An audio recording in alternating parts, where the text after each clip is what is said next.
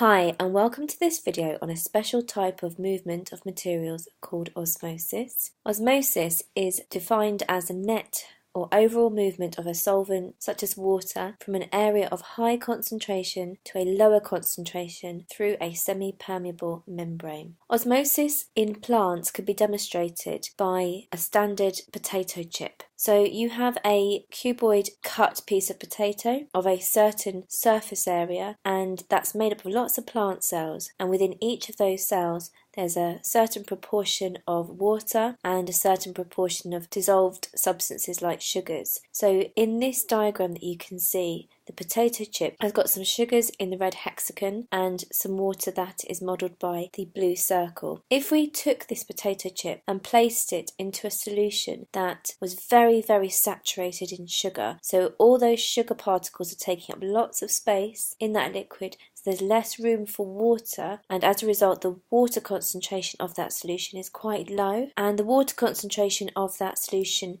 should be lower than the concentration of water inside that potato chip.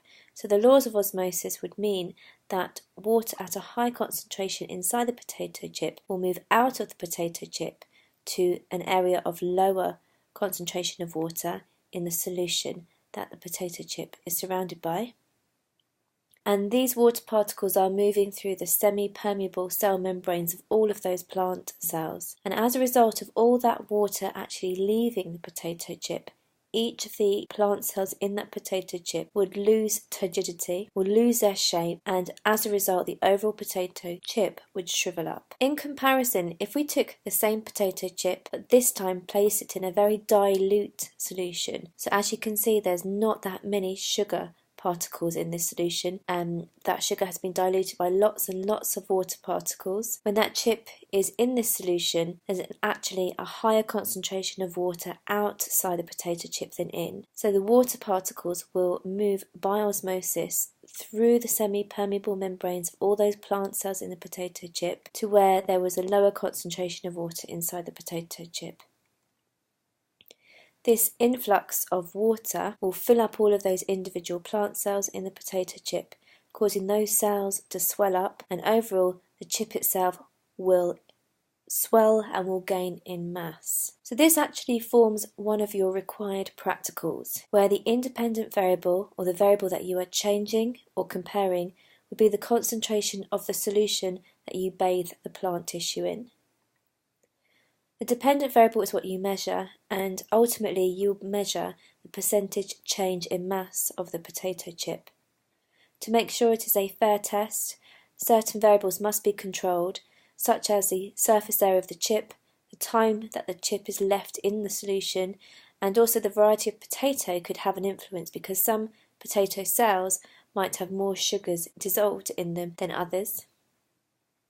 And you might generate some results that look like this. So you've got varying concentrations of the sugar solution. So you have a range of 0% to 40% and 5 different values of that concentration. Now it's important to measure the starting mass of the potato chip, because even if you've cut those potato chips to a very precise, standardized or controlled surface area, there's no guarantee that they will actually have the same mass. So you'd use a balance to measure the mass of the potato chip. Then you would place the potato chip inside the solution of the varying concentrations, and you would leave them for a standard time, so 30 minutes, after which you would remove the potato. You would have to dry it off thoroughly, so you're not also measuring the mass of any water or moisture might be attached to the potato chip, and you would reweigh it and note down the mass of the potato after 30 minutes. You then use a bit of subtraction to work out the change in mass, and once you know the change in mass, if you do that divided by the starting mass of potato and then times that value by 100, you can work out the percentage change in mass. So when the potato chip was placed in a very dilute sugar solution, which was 0% sugar, so just pure distilled water, the percentage change in mass after 30 minutes was 100%. At a concentration of 10% sugar solution, the percentage change in mass was 68. At 20% sugar solution, the percentage change in mass was 10. At 30%, there was actually a decrease in mass, a percentage decrease in mass of -6, and at 40% there was a percentage decrease of -50. in mass. So if we draw a line of best fit, we will see this trend, and we could use our line of best fit to actually pinpoint where the isotonic point is, or the osmotic point. And this is a point where the potato will neither gain nor lose any mass. And according to this graph, it looks as though that is at about 27% sugar concentration. As potatoes are plant materials, if we were to discuss what's actually happening inside one of those individual plant cells, at that isotonic point, the cell would not have changed at all.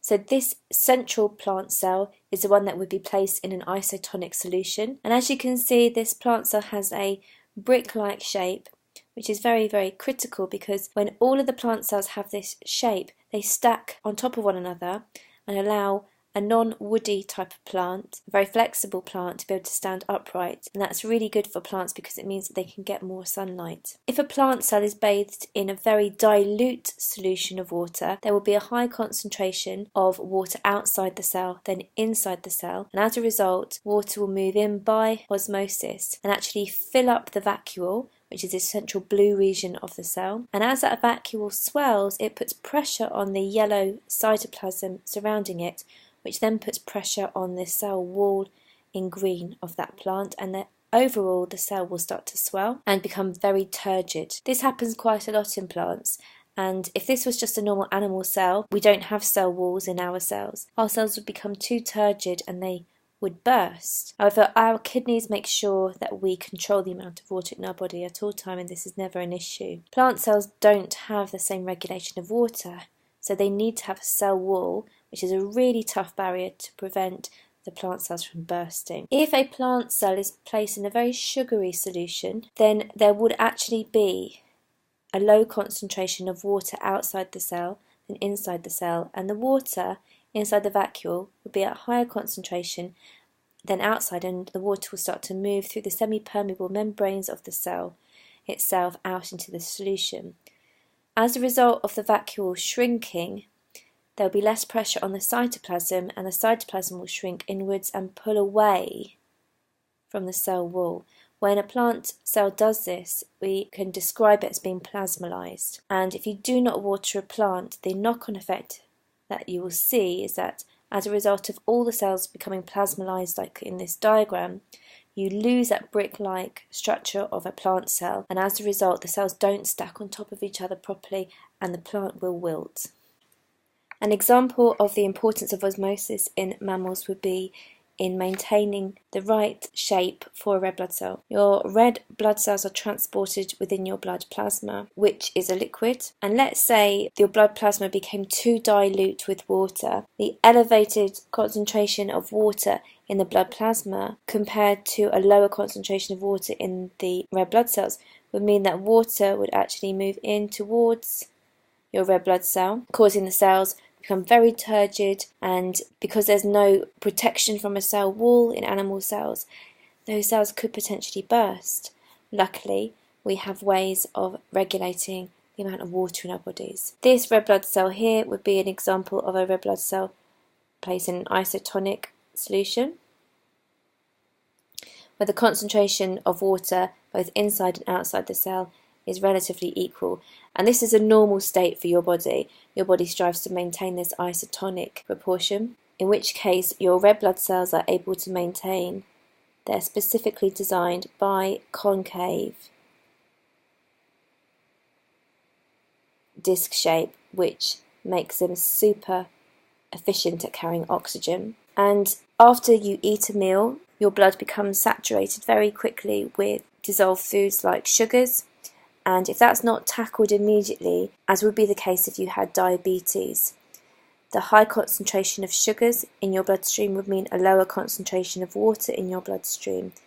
And as water likes to move by osmosis from a high concentration to a low concentration, if there's more water within a red blood cell, that water will move outwards, causing the red blood cells to become flaccid, lose their lovely biconcave disc shape, and would therefore become inefficient at carrying oxygen around the body. So when blood is taken out of mammals to be used in transfusions or when organs are being transported around medical centres, these tissues need to be stored in an isotonic solution so that they do not either gain mass or lose mass. So remember the definition for osmosis and ensure that you apply this to every context that you are faced with in an exam.